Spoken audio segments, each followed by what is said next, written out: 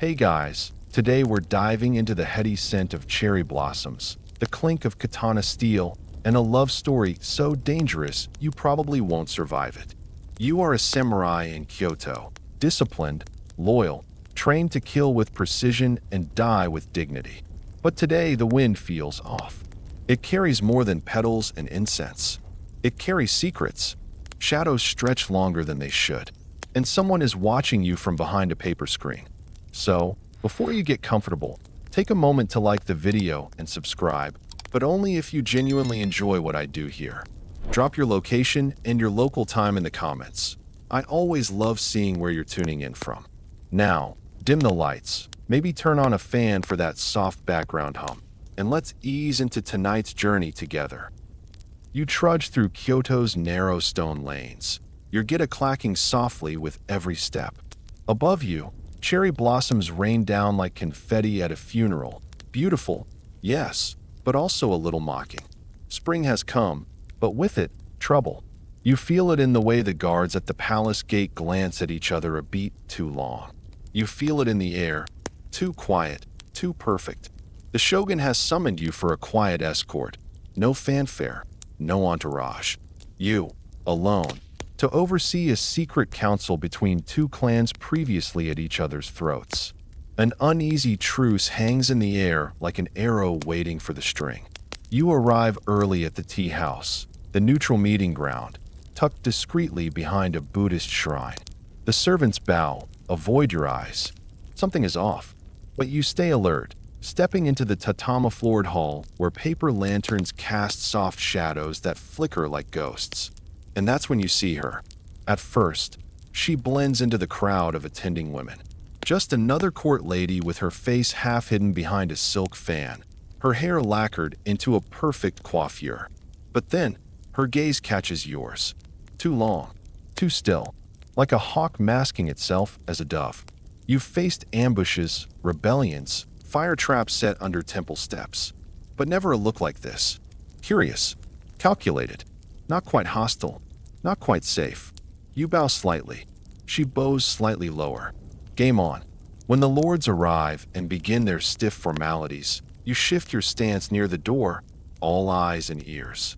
Words are exchanged in polite tones about rice shipments and borders, but the undercurrent is anything but peaceful. You know every syllable is sharpened like a blade. And still, her eyes linger. You can feel them across the room. You adjust your stance, no sign of weakness. You are, after all, the shogun's sword in human form.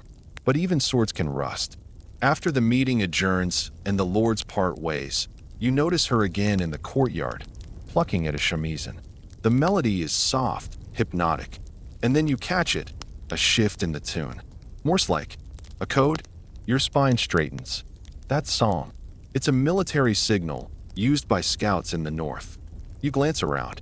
No one else notices. She's still playing, her face serene. But you suddenly feel exposed, like your armor has been peeled away in public. Later that night, you report what you saw. The meeting was a success, on the surface. But you mention the woman, the song, the two clever eyes. The magistrate squints. A geisha, perhaps? Or a spy? You nod once. Or both. He strokes his chin. Keep an eye on her. But do not act. Yet. So you do. Over the next week, you watch her. Not obviously, but often. She moves gracefully between rooms, always present but never central. She chats with nobles, laughs at the right jokes, bows exactly the right amount. But beneath the perfect court etiquette, there's something too practiced. And then, she vanishes for a day. No one seems to notice. Or if they do, they pretend not to. But you do. You wait at the back garden gate the next evening. Sure enough, she returns, dust on her hem, a leaf caught in her hair. She sees you, stops, smiles. "Samurai," she says softly. "You've been following me." Her voice is calm, like your old friends. Like she didn't just disappear into the wilds with a clan map tucked in her sleeve. You don't deny it. "Where were you?" She raises an eyebrow. "Is that an order?" You don't answer. Just step closer, your hand resting near your sword's hilt. She notices. "I was praying," she says. "At a shrine in the woods. Past enemy territory. Are you always this suspicious? She asks, stepping closer. You can smell jasmine oil. The scent clings to her sleeves, sweet and deflecting. You narrow your eyes. Only when the cherry blossoms fall this fast. It means a storm is coming. She tilts her head, amused. Or maybe it just means spring is short. The next day, she's gone again. And this time, she doesn't come back for 3. When she finally returns, there's blood on her sleeve. Not much, but enough. She hides it well. No one notices. Except you. She looks at you across the garden again. This time, her fan doesn't hide her mouth. And she mouths 2 words. Meet me. You're not supposed to. You should report it. You should raise an alarm. But your feet are already moving. And the cherry blossoms keep falling. You don't meet her that night. You wait. You listen to your instincts, sharpened by years of survival, trained to detect a lie from a breath too deep, a gesture too slow. Something about her summons every warning bell in your mind. And yet, you still find yourself scanning the rooftops and garden paths long after curfew, looking for a silhouette in the moonlight. The next morning, she is there, at the rear veranda of the main estate, serving tea with the other women. Her movements are effortless. Her eyes, however, flick toward you just once, and the corner of her mouth lifts. Not a smile, exactly. A message. You slip out during the mid-afternoon lull, the heat making even the birds drowsy. Her message had been brief. Southgate. Dusk. Come unarmed. Right. And maybe she'll serve sake before slitting your throat. Still, you show up. Not unarmed, of course not. You hide a short blade in your sleeve and keep a sliver of flint tucked into your sandal strap. Just in case. She's already waiting. The south gate is flanked by 2 stone fox statues, both eroded by time, their once ferocious faces worn down into knowing smirks. She leans casually against one, dressed plainly in travel robes. No lacquered hair, no silk fan. Just a woman now. A very, very dangerous one. You came, she says. Even after I told you not to bring a weapon. I didn't come to sip tea, you reply. She steps forward, hands visible. Then let's not waste time pretending. You study her in silence, taking in the subtle changes. Her eyes are alert, always moving. Her hands, though open, are perfectly positioned to draw something from her waist should it come to that. I know who you are, you say? Do you? She asks. You're a spy? From the northern provinces. Maybe allied with the Mori, maybe not. But definitely not just a court entertainer. She doesn't deny it. I was trained by monks, she says, raised by poisoners, and taught how to survive by men who preferred silence over affection. And what are you doing here? She looks past you.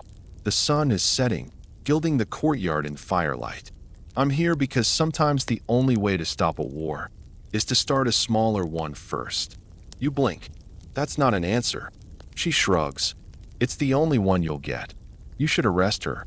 You should draw your blade and end this before the wrong people die. Instead, you ask, why me? Her eyes soften, just for a moment.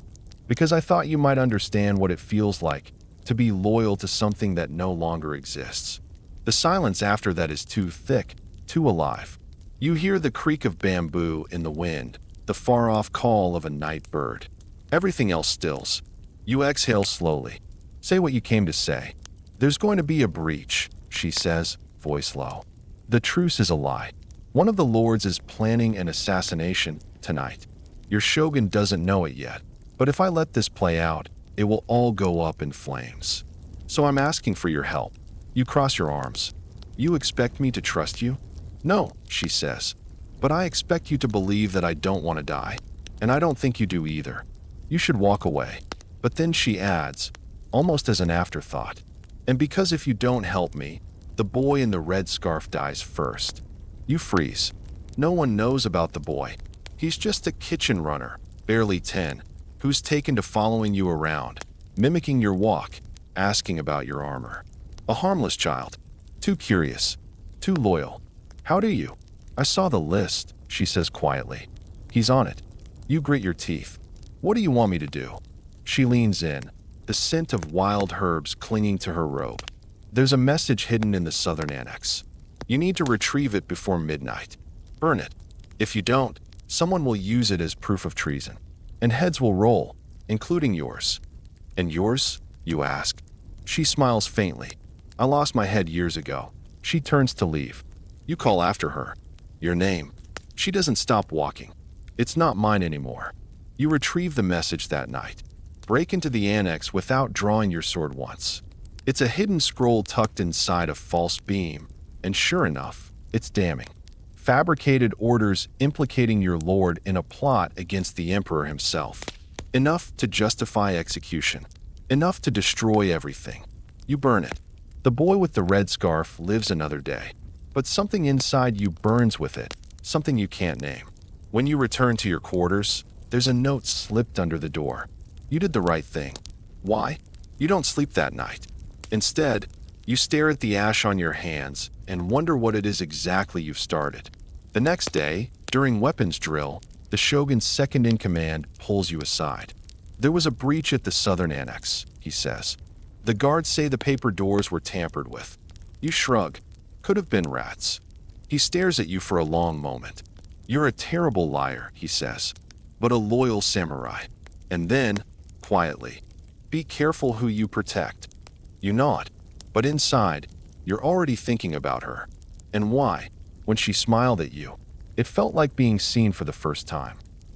You don't see her for 4 days. Not in the halls. Not among the tea servers. Not even in the shadows where you half expect her to appear like smoke. For days pass, and each one stretches longer than it should, filled with drills, reports, the dull grind of discipline. But your mind isn't on your blade, and your blade knows it.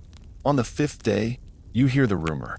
A minor noble, young, ambitious, stupid, was found dead near the northern bridge. Poisoned. No witnesses. No motive. But whispers spread like fire, and the palace air turns cold even in sunlight. You know who did it. You know it in the way you know how to strike a man without looking. She did this, and she left no trace. Or almost no trace. Because that afternoon, tucked between the folds of your armor chest piece, you find a small pressed flower. Nightshade. Delicate. Lethal. A message, clear and simple. Watch closely. You do. And so, when you spot her later that night during a moon viewing ceremony, your breath catches.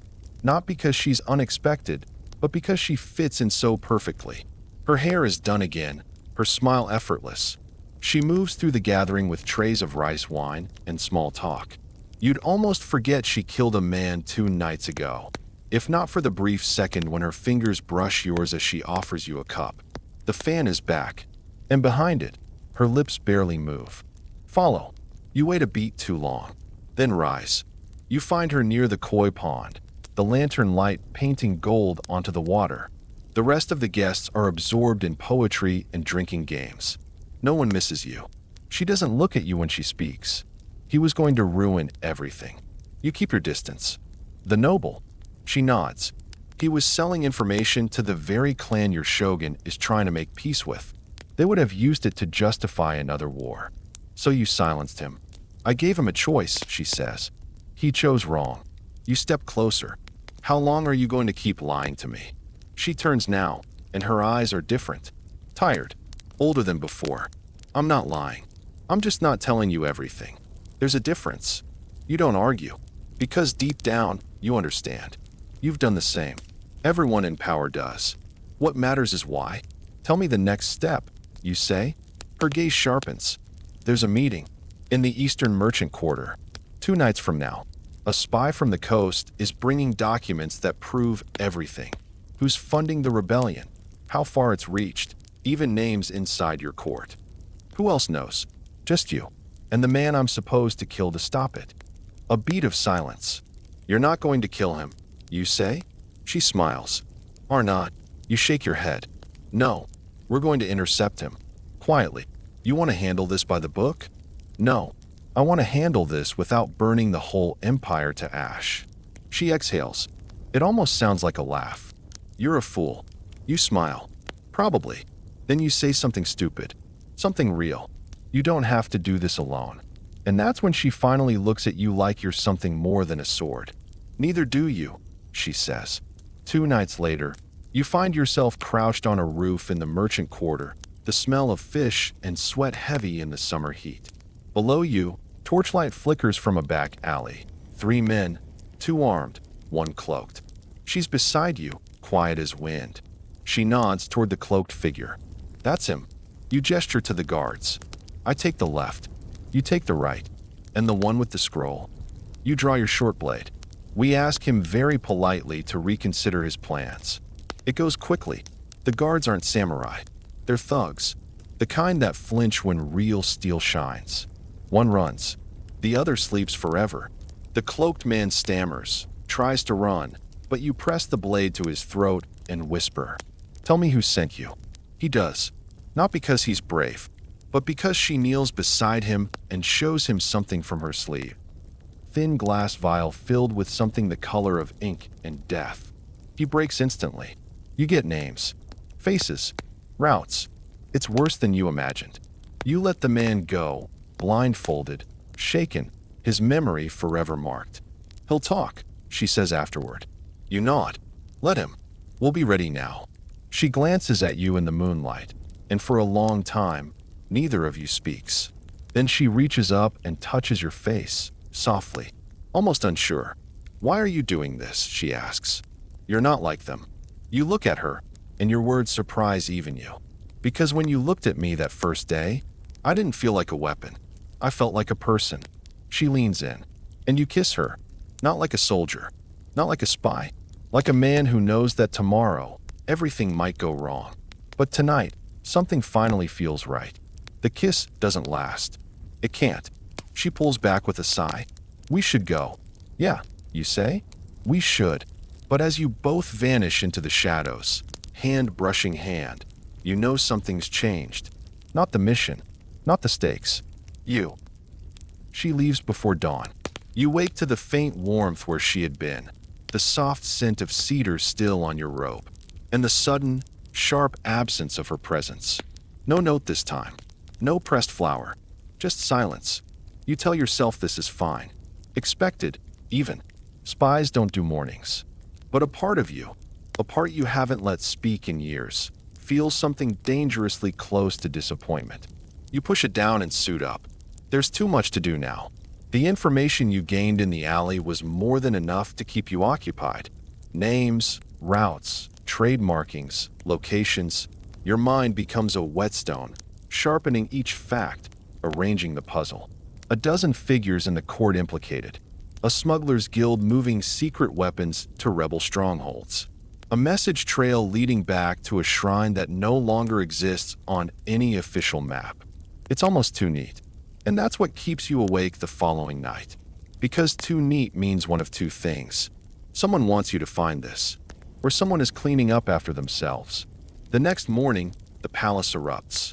One of the court ministers is found dead, collapsed in his private residence. They say it was an accident, a stroke, but you've seen enough death to know what poison looks like in the eyes. She's killing again. You want to be angry. You want to storm into the shadows, find her, demand answers. Instead, you wait. And eventually, she finds you. You're training alone when she appears again, barefoot, quiet, dressed in the plain cotton of a temple girl. Her face is unreadable. I had no choice, she says. You wipe sweat from your brow, slow your breathing. You always have a choice. She steps forward. He was going to betray us. I saw the note. He was going to reveal the coastal meeting. To who? She doesn't answer. So you press. Was it a message from the rebels? From the court? Or just another name you were given and told to erase? She looks at you, and the weariness in her expression makes her seem older than you've ever seen her. You think I like this? She says. You think I sleep at night knowing what I've done? What I've become? Silence. You sheath your sword. No, I don't think you sleep at all. She doesn't deny it. I'm trying to stop the worst outcome, she says. The rebellion is coming whether we want it or not. All I'm doing is shaping the direction. You sigh? That's not justice. She nods. No, but it might be mercy. You walk together through the lesser gardens.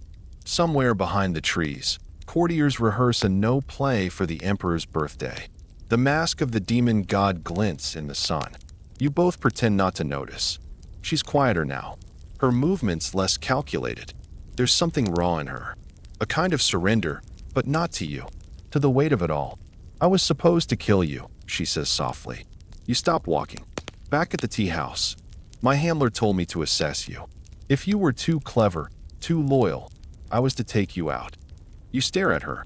So what happened? She looks away. You weren't what I expected. You were too. She pauses, searching. Human. You smile, but it doesn't reach your eyes. That's a dangerous thing to be these days. She shrugs. It always was. That night, you find a letter waiting under your door. Not from her. From your commander. There will be a raid in the northern district tomorrow morning. We have reason to believe insurgents have infiltrated the merchant guild. You are to lead a team of 4. Clean and quiet. No traces. You know exactly what this is. A test. They know something's wrong. They're watching you now. Testing your loyalty, measuring your reactions. If the wrong person gets captured during this raid, everything she's worked for, everything you're now part of, dies with them. You crumple the note and burn it over a candle. At dawn, you lead the raid, but you send 2 of your men to the wrong address. You draw out the timing. You make noise where you should have been silent. And when you reach the room where the guild's treasurer is supposed to be sleeping, you find only an empty cot and a small pouch of gold, a bribe. She's already moved him. You let the others believe he escaped, that it was a fluke, that maybe he never existed at all. But that night, when you return to your quarters, there's a silk cord tied to your door handle. A code. You follow it to a side gate in the outer wall. She's there, perched like a cat on the low roof beam. Her feet swing slightly in the air. You covered for me, she says, not asking. You nod. I bought you one more day. She tilts her head. That's all I ever get. You sit beside her, your armor creaking softly. For a while, you both stare at the moon, bloated, pale, a watcher without judgment. Then she says, I could still kill you. Right here. You smile. You've had better chances. She doesn't move. I think I love you, she says suddenly. It's so quiet afterward that you can hear the wind pushing against the bamboo below. The silence doesn't feel empty. It feels sharp. You shouldn't, you whisper. I know. And then, after a beat. But I do. You don't kiss her this time. You just sit beside her until the moon disappears behind a cloud. Because for now, silence is the safest thing between you. The next morning, everything changes. You're summoned before the Shogun's council. Not unusual, but something about the pacing of the messenger who delivers the order, the way he won't meet your eyes, sets your nerves on edge. You dress in full formal wear, every knot precise, every fold immaculate. Because if today is the day you're tested, you'll meet it on your feet. The council chamber smells of cedar and old ink. Scrolls hang on every wall, wisdom from men long dead. The shogun sits at the far end, serene as a statue carved from iron. Around him, advisors with eyes sharp enough to gut you without drawing steel. You kneel. Bow. Wait. One of the ministers clears his throat. We've received troubling news, he begins. A list of names. Traitors. Colluders. Spies. Your stomach tightens. They were intercepted, the minister continues, before reaching the capital. Burned mostly, but enough remained. The silence is unbearable. Then, your name was not among them. A breath you didn't realize you were holding slips free, but the minister leans forward. Yet your proximity to those who were troubles us. Oh, there it is. You are not yet accused, but you are no longer above suspicion. A purgatory far more dangerous than outright guilt. Here, one misstep is a blade in the back. You keep your voice calm. I serve the shogun with every breath I take. Do you? The minister asks. A thin smile. The shogun himself speaks now, low and measured. There are storms coming. I need to know which direction your sword faces when the wind changes. You meet his gaze, toward the truth.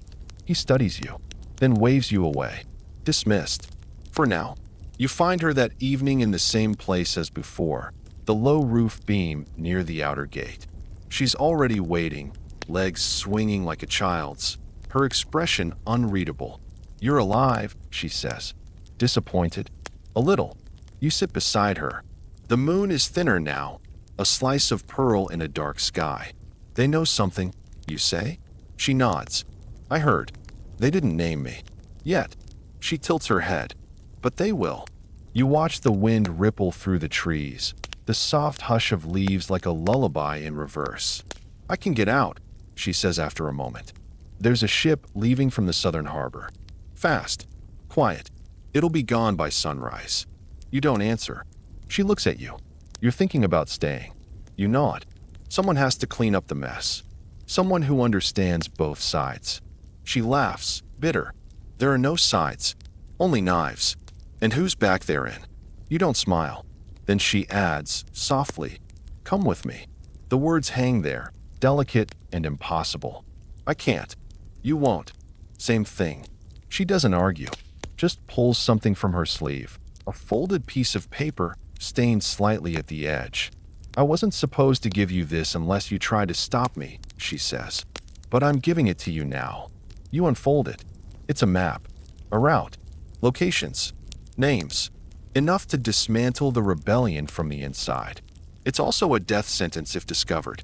"I can't take this." You already have. You stare at her. She leans in. "Promise me you'll live long enough to use it." "I can't promise that." "Then promise me you'll try." You nod once. She exhales. "That's all I wanted." But fate, as always, doesn't wait for dawn.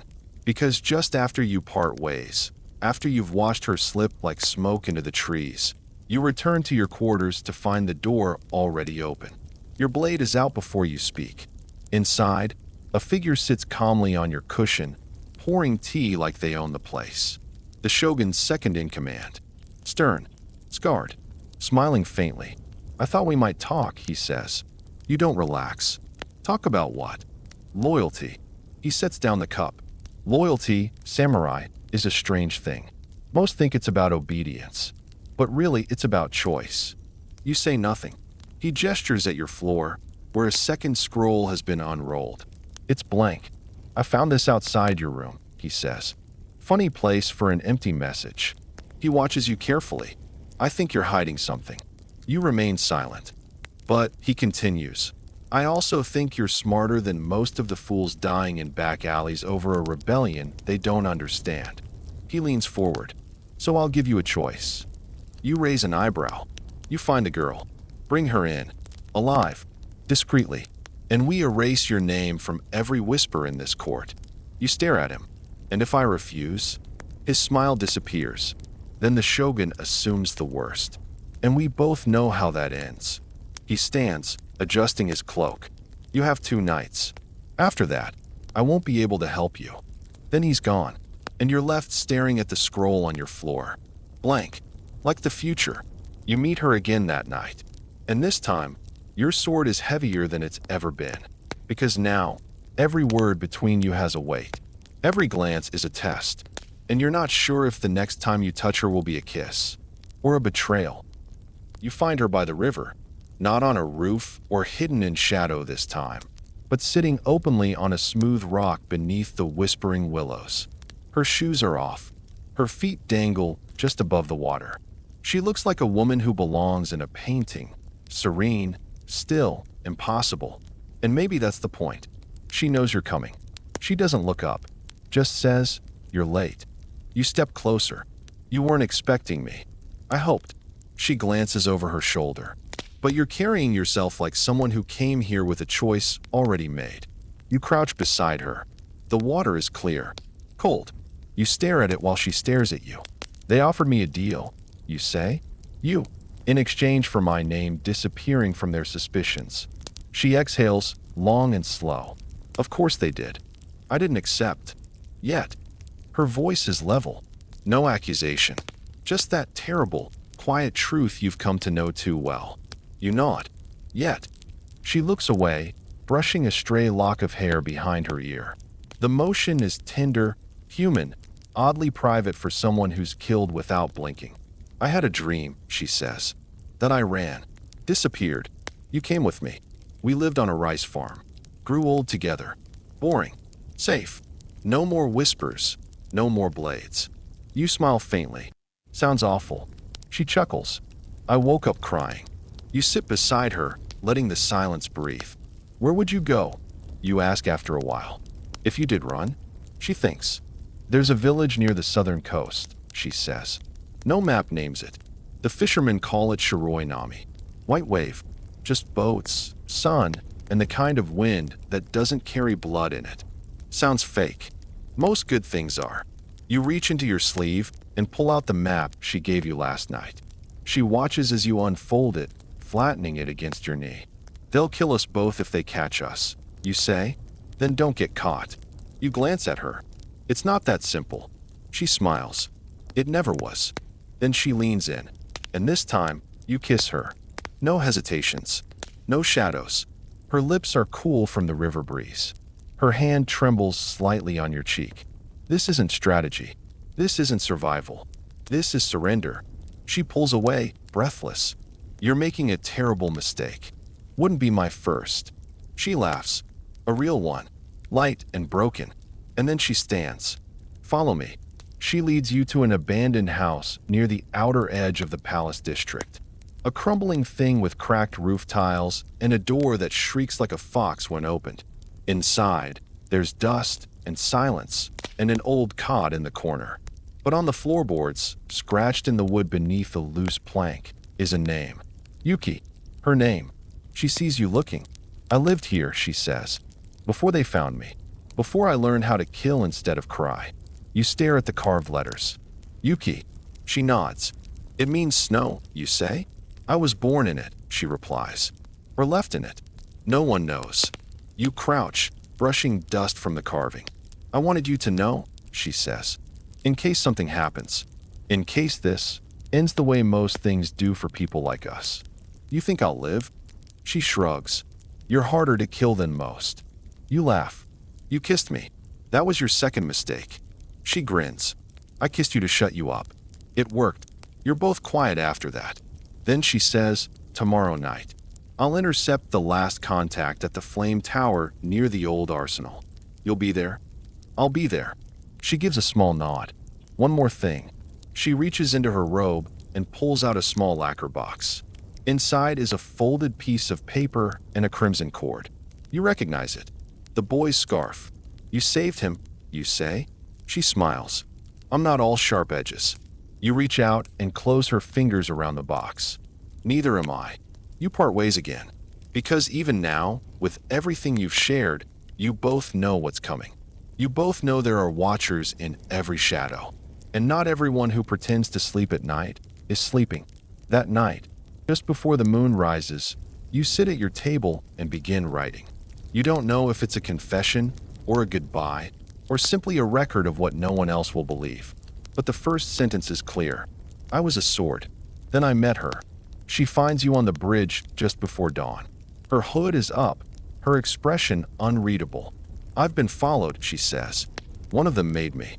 I lost him, but not for long. You grip your sword. Then we leave now. No, she says. She steps closer, and this time her voice trembles.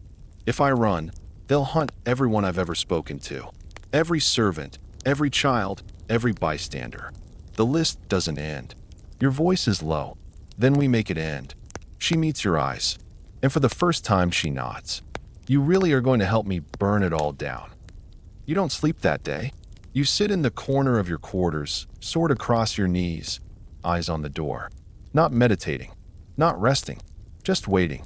At midday, a runner comes to deliver fresh orders from the council.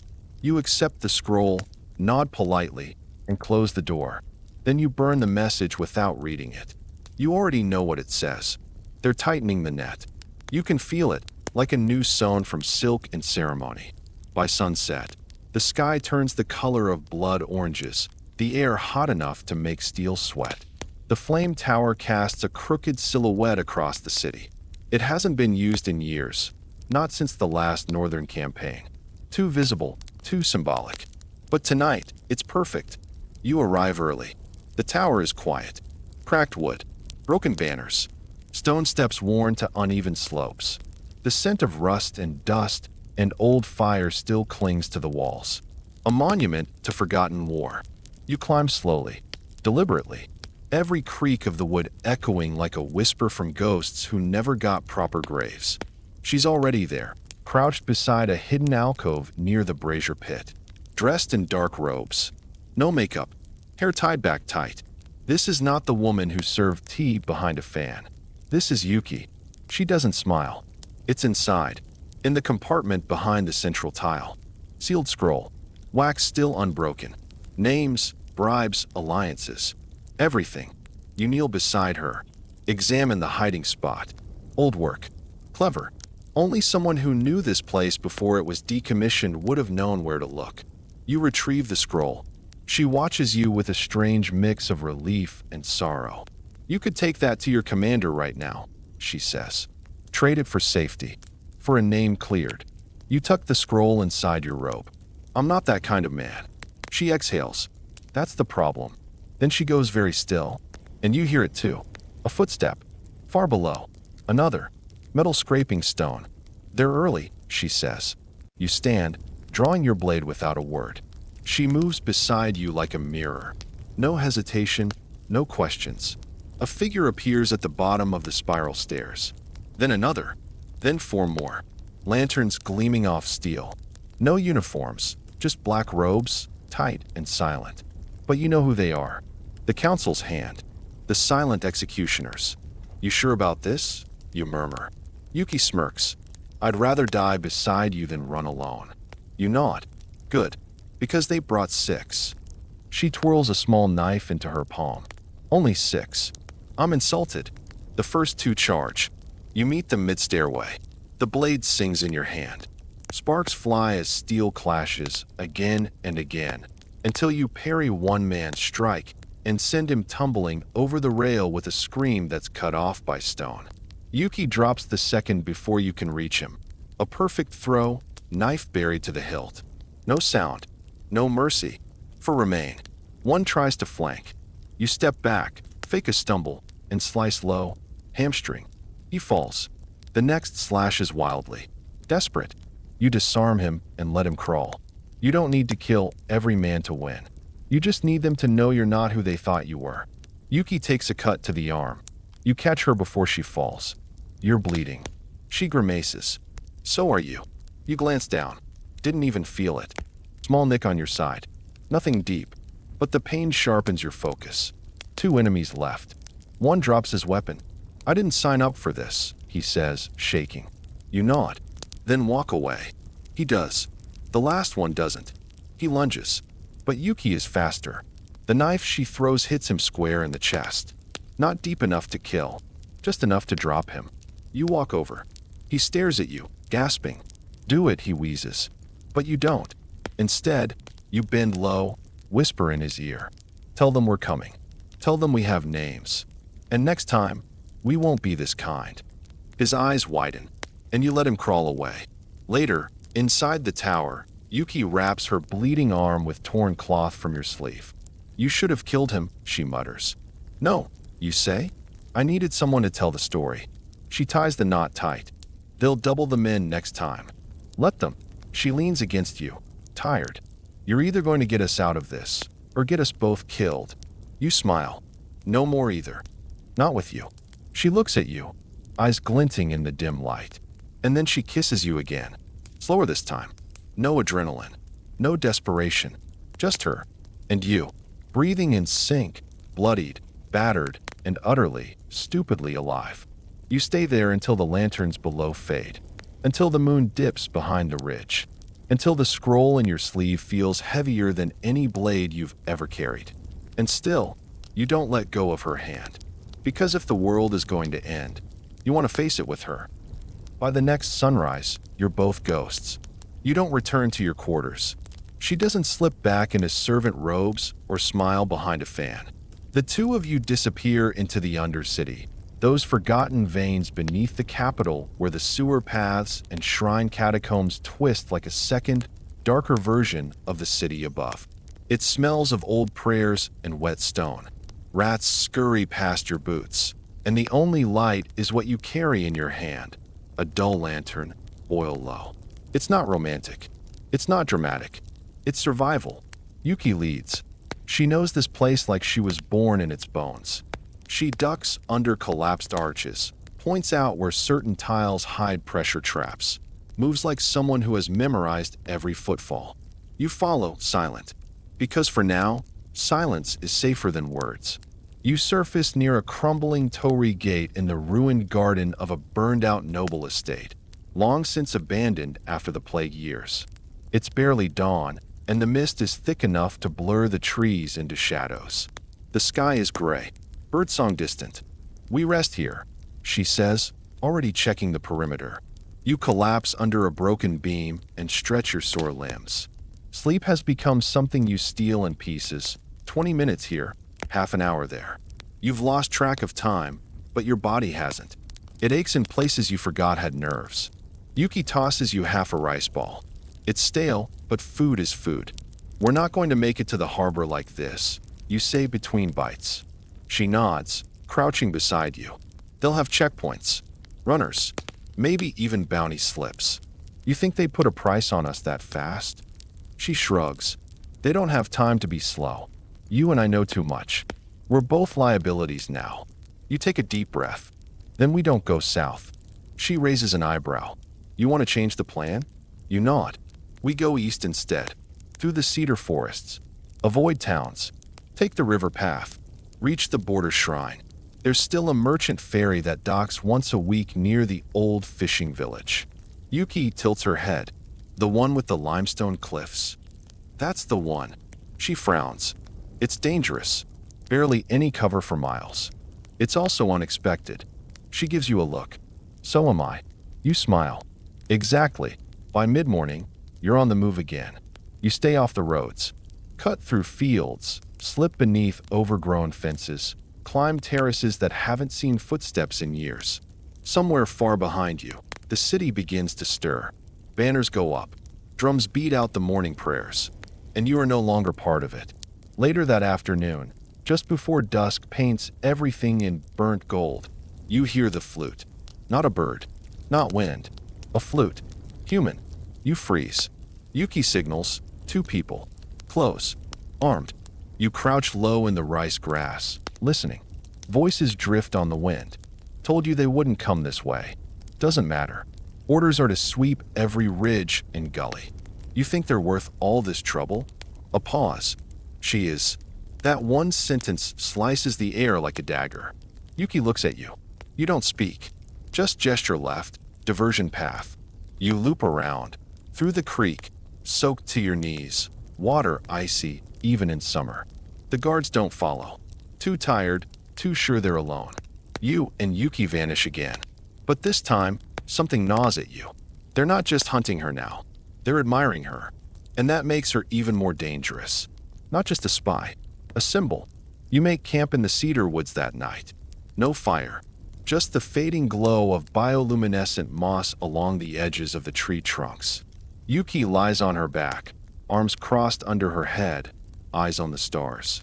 You ever wonder what we'd be, she says, if none of this happened? You lie beside her. You mean, if you weren't a spy, and I wasn't a sword? Yeah. You think. Boring. She chuckles. Probably. Maybe we'd run a noodle shop. You'd be terrible with customers.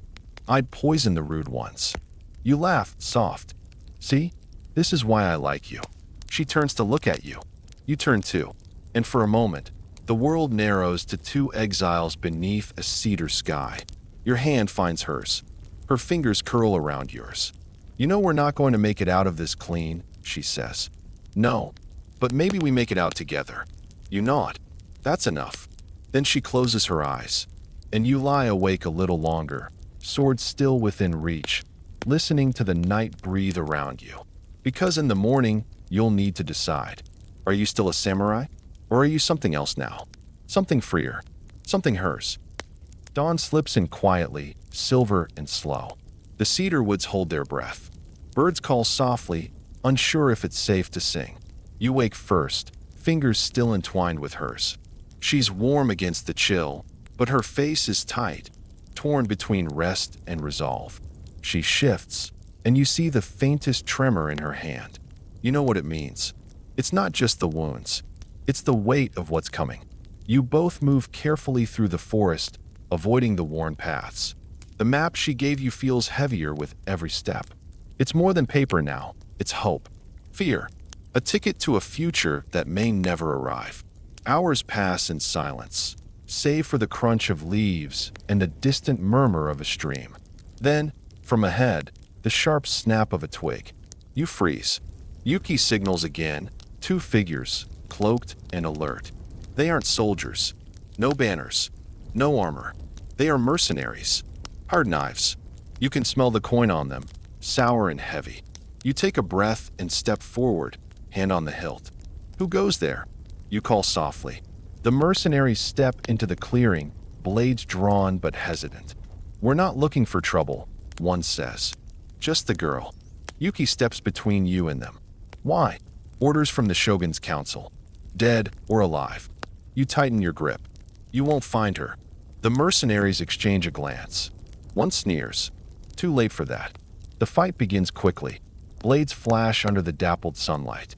You move as one. Yuki's speed and your strength combined into a deadly dance. One mercenary lunges at you, but you parry and twist, sending him sprawling into the underbrush. Yuki darts behind the other, slashing a deep cut across his shoulder. They retreat briefly, regrouping. You're good, one growls. We're better, you reply. But the fight is exhausting. Your muscles ache. Blood seeps through the cloth on Yuki's arm. You realize you can't keep this up forever. Then, from the trees, a whistle. Sharp. Clear. A third force enters. More mercenaries. Surrounded. You glance at Yuki. We run, you say? She nods, breathless. Together, you disappear into the thickest part of the forest. Branches whip your face. Roots catch your feet. But you don't stop. Not until the sounds of pursuit fade behind you. At a quiet stream, you pause to catch your breath. Yuki dips her hands into the cold water, pressing it to her cut. It's getting worse, she murmurs. You rip a strip from your robe and bind it tight. We'll find a healer, you say. She shakes her head. No time. No trust. You look at her, worry creeping in. We can't do this alone. She meets your gaze. I know. Night falls again. You make camp near a forgotten shrine. The air is thick with incense and old prayers. You sit beside Yuki, feeling the weight of the world settle on your shoulders. Tomorrow, you say softly, we cross the border. She nods. Free. You smile. Or as free as we'll ever be. She leans her head on your shoulder.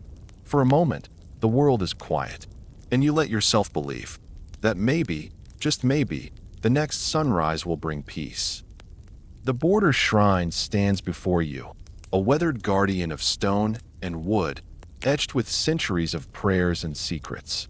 Its vermilion paint is chipped and faded, and the hanging bells sway gently in the morning breeze, sounding a mournful chime. You pause just beyond the torii gate, feeling the weight of what crossing this boundary truly means. Beyond here, you leave the capital's shadows behind, but you step into a new kind of uncertainty. Yuki looks to you, her eyes searching. We're close, she whispers. One more night. You nod. Together, you move toward the shrine courtyard, where a lone figure waits, a merchant, as arranged. He's older than you expected, his face lined with hard years and mistrust. His hands clutch a wooden box, bound with iron straps. He eyes Yuki with suspicion, then shifts to you. You're the samurai? You bow slightly. He grunts. This box contains what you seek. Names, letters, evidence. But it comes with a price. What price? He doesn't smile. Your promise. You exchange a look with Yuki. Promise what, you ask? That you'll use this knowledge wisely. That you won't throw the land into chaos. Yuki steps forward. We want peace, she says firmly.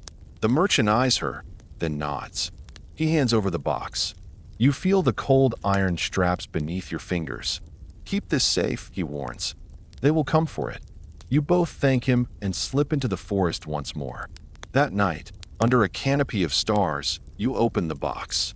Inside, bundles of letters, documents, and a thin scroll sealed with red wax. Yuki unfolds the scroll carefully. Her eyes widen as she reads. "This is it," she breathes. "Proof of the rebellion's financiers. Names inside the court, merchants, even priests." You lean over, scanning the calligraphy. Your heart pounds. This is more than you hoped for. This is the leverage that could end the war. Or ignite it. You sit quietly, the scroll resting between you. Yuki's fingers trace the seals. "I want to go to the Shogun," you say? She looks up sharply. "Why?" "They're hunting us." "Because this," you tap the scroll, "could stop the bloodshed. If we deliver it correctly." She considers. "Or it could mark us as traitors." You smile grimly. "Either way, we're already enemies." She nods. "So we do this together." Suddenly, a rustle in the bushes. You both freeze. A shadow steps into the moonlight. "It's your commander." "Thought you'd disappear," he says quietly. You stand, hand on your sword. He raises his hands. "I'm not here to fight." Yuki eyes him warily. "I came with a message." He pulls out a folded paper. "The council is split. Some want you dead. Others believe your path could save the shogun's reign." He hands the letter to you. Use the scroll wisely. Deliver it to the right hands. There is a faction willing to listen. You exchange a glance with Yuki. "This changes everything." Your commander nods. "But be careful. Trust is a blade that cuts both ways." As he disappears into the shadows, you and Yuki sit back down. The weight of the scroll feels heavier now, but so does hope. Together, you plan your next move. Because the future isn't written yet. It's in your hands, and yours alone. You leave the border shrine behind, the box safely stowed beneath your robes. Each step eastward feels heavier, like the weight of every name sealed inside that scroll presses against your chest. The cedar trees around you whisper secrets older than your city's walls, their leaves rustling in a language only the wind understands. Yuki walks beside you, her usual quiet confidence tempered by exhaustion and doubt. The wounds on her arms sting sharply with every movement, but she says nothing. The burden you both carry is enough. As twilight descends, you spot a small village nestled between the cliffs, just as the map promised. Smoke curls lazily from a handful of thatched roofs. A fisherman's boat rocks gently by the dock, its sails furled. The village looks peaceful. Too peaceful. You exchange a glance with Yuki. "We'll rest here," you say softly. "But keep your guard up." You slip into the nearest inn, a modest place with paper lanterns casting warm pools of light. The innkeeper eyes you both cautiously, but offers a nod and a bowl of steaming miso soup without asking questions. You sit in a shadowed corner, the box hidden beneath the tablecloth. Around you, villagers laugh quietly, unaware of the storm you carry with you. Yuki leans in, voice barely above a whisper. "The council will have hunters on our trail soon. We need allies." You nod. "The merchant who met us at the shrine. He mentioned a faction within the court willing to listen." "Only if they're convinced," she replies. "And they trust us." The thought makes your stomach twist. Trust is fragile, especially now. After dinner, you wander to the edge of the village where the cliffs meet the sea. The salt air sharpens your senses, and the waves crash endlessly below, a reminder of the freedom you crave. Yuki joins you, staring out over the horizon. "You ever think about what comes after this?" she asks. You shrug. "Survival, I guess." She laughs softly. "That's the most unromantic answer ever." You smile. "Romance doesn't pay the bills. Or save your life." She nudges you playfully. "You're impossible." You catch her hand. "Maybe, but I'm yours." She looks surprised, then smiles. Back inside the inn, footsteps echo in the hall. You tense. A figure steps into the room. A man in a fine kimono, eyes sharp and calculating. "Samurai," he says, voice low. "I bring a message from the faction." You nod cautiously.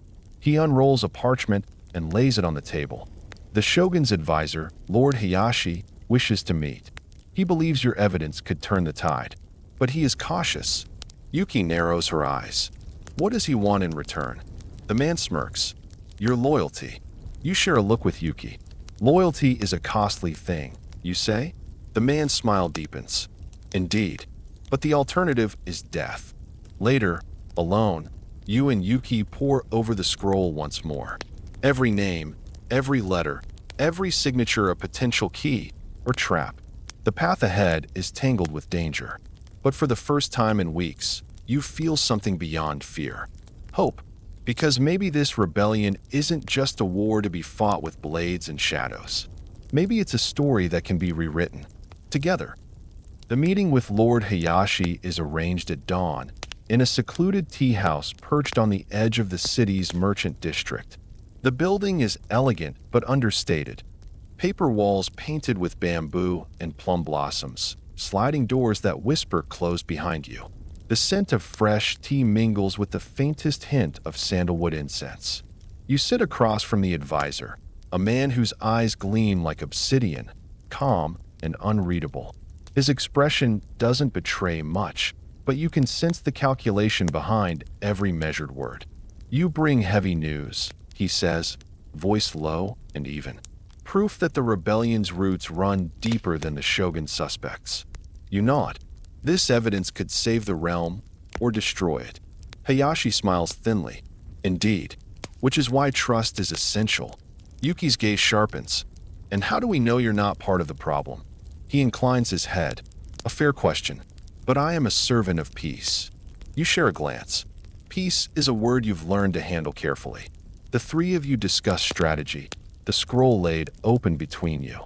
Hayashi speaks of factions within the court, men and women playing deadly games of power, willing to ignite chaos for personal gain.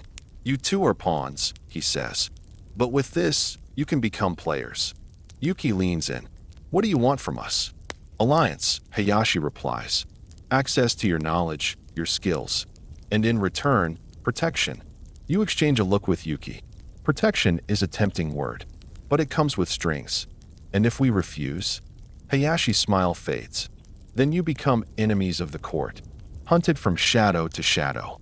After the meeting, you and Yuki step into the morning sun, the city already bustling around you. The scroll feels heavier than ever. She speaks first. "We're walking into a trap." You nod slowly. "But it might be the only way to end this." Yuki frowns. "I don't trust him." "Neither do I," you admit. "But sometimes the enemy of my enemy is my only option." She bites her lip, then nods. Over the next days, you and Yuki move carefully through the city, avoiding watchful eyes and whispered rumors. Allies become few and far between. You rely on old contacts, merchants with quiet loyalty, and thieves who owe favors. The closer you get to exposing the rebellion's core, the darker the shadows become. One evening, in a narrow alley, you're almost caught by assassins sent to silence you. You fight through, side by side, blades singing through the night. Afterward, Yuki looks at you, breathless and wounded. You're reckless, and you're stubborn. You laugh, the sound breaking the tension. "You know," you say, "we might just make it out of this alive." She smiles. "Don't jinx it. Each day is a gamble. Each choice could be your last. But together, you are unstoppable. Because this isn't just a mission anymore. It's a promise. To each other. To the future. To the hope buried beneath the war." The night before your final move is thick with tension. You and Yuki sit atop the city walls, the glow of lanterns flickering far below like fireflies caught in a jar. The air smells of damp earth and distant smoke. Every shadow seems alive, watching, waiting. You pull the scroll from your robes, smoothing the fragile paper beneath your fingertips. The names, the betrayals, the secrets, it all feels unreal, like a story someone else wrote, not your own. Yuki leans against your shoulder. "Do you ever wonder if it's worth it?" You look at her, illuminated by moonlight. "Every day." She smiles sadly. "Me too. You both know what's coming. Tomorrow, you deliver the proof to Lord Hayashi's faction. If they accept it, the rebellion may collapse. If not, well, you can't imagine the cost." Morning breaks, cold and gray. The city is quieter than usual, as if it senses the storm ahead. You make your way through the winding streets, the scroll secured within your robes. Yuki moves beside you, silent and alert. At the meeting place, A secluded courtyard shielded by high walls. Lord Hayashi and his closest advisors wait. Their faces are masks of guarded hope and skepticism. You present the scroll. Hayashi inspects it carefully, nodding. "This is everything we needed," he says quietly. "You've done well." But then, a sharp knock echoes from the gate. A messenger arrives, breathless. The shogun demands your immediate presence. The mood shifts. Hayashi's eyes harden. They've learned of your actions. Yuki grips your arm. They're closing in. The council chambers are colder than you imagined. The shogun sits on his throne, eyes dark and unreadable.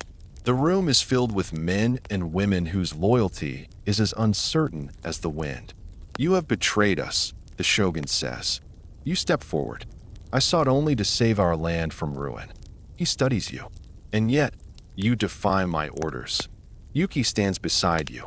"Because your orders would have destroyed everything we hold dear." The room erupts in murmurs. The shogun's voice cuts through. "Guards." Steel gleams as the doors burst open. But before the guards can reach you, Lord Hayashi steps forward. "Enough." He reveals the scroll to the court. Proof of the rebellion's true architects. Those who would see this nation fall. Some gasp. Others scowl. A tense silence fills the chamber. Hayashi turns to the shogun. "Justice must be served. But so must mercy." The shogun nods slowly. "Let those who have acted in secret be punished. But those who sought peace shall be spared." You and Yuki exchange a relieved glance. The fight is far from over. But tonight, a fragile peace has been forged. Later, beneath the stars, you and Yuki walk along the palace gardens. "You saved us," she whispers. "You saved me," you reply. She smiles. "And for once, the future seems possible. Because sometimes, even in the darkest times, love is the fiercest rebellion of all." The days after the council meeting unfold with cautious optimism. You and Yuki remain close, shadows and light entwined around you both. The city breathes a tentative sigh, but old wounds don't heal overnight. Your wounds, both seen and unseen, remind you of the price paid for this fragile peace. One afternoon, Yuki takes you to a quiet tea garden hidden behind the palace walls. The blossoms are in full bloom, soft pink petals drifting lazily in the breeze. The contrast between the serene beauty and your turbulent past feels surreal. She pours tea with practiced grace, then looks at you with a softness you rarely see. "This is the first time I've felt safe in months," she admits. You smile, reaching for her hand. "We've earned this." She squeezes your fingers gently. Peace is complicated. Whispers still ripple through the court. Old alliances strain. New threats stir in the shadows. You both know the war may never truly end. But tonight, you choose to live in the moment. Under the sakura trees, you share stories, small moments from your past, dreams you never dared speak aloud. Laughter breaks through the quiet. Later, Yuki rests her head on your shoulder. "You're not just a samurai," she murmurs. You raise an eyebrow. "What else am I?" "Something better," she says. "Someone who fights not just with a sword, but with his heart." You chuckle softly. "You make me sound dangerous." She smiles mischievously. "You are." The city sleeps beneath a blanket of stars. You hold her close, feeling the steady rise and fall of her breath. Tomorrow may bring new battles, new betrayals. But tonight, you are home. Together. And that, you decide, is enough. The final days of your journey draw near like the quiet before a storm. You and Yuki stand on the edge of the harbor at dawn, the salty breeze tugging at your robes, carrying the distant cries of seagulls and the soft slap of waves against wooden hulls. The merchant ferry you plan to take waits patiently, its sails furled but ready. Beyond the harbor lies the promise of freedom, of a life untouched by war and betrayal. Yet, the city's shadows linger in your minds, reminders that peace is fragile and trust is a rare currency. You pause on the dock, the box containing the scroll secured beneath your garments, a weight both physical and symbolic. Yuki looks at you, eyes full of resolve and something softer, hope.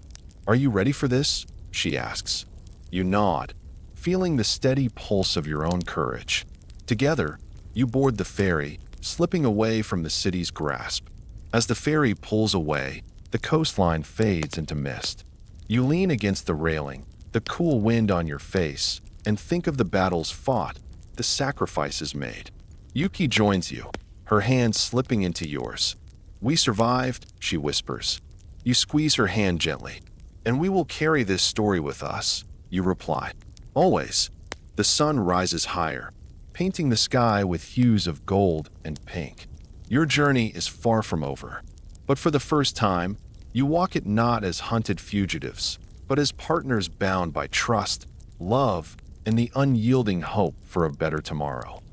So here we are, at the end of this wild ride, a tale of swords and secrets, of betrayals and bold hearts. You came along for the ride, probably wondering how two unlikely souls could carve a path through such darkness and danger. And maybe, just maybe, you felt a spark, that stubborn flicker of hope that love can be a rebellion in itself. Our samurai and spy remind us that life's battles aren't always won with strength alone. Sometimes, it's the courage to trust, to forgive, and to fight for something beyond survival that changes everything. Now, I want to hear from you. If you were faced with impossible odds, would you fight for love or for duty? Or could you do both? Drop your thoughts in the comments below. I'm always fascinated by how these stories land with you. And hey, if you enjoyed this journey, don't forget to like and subscribe.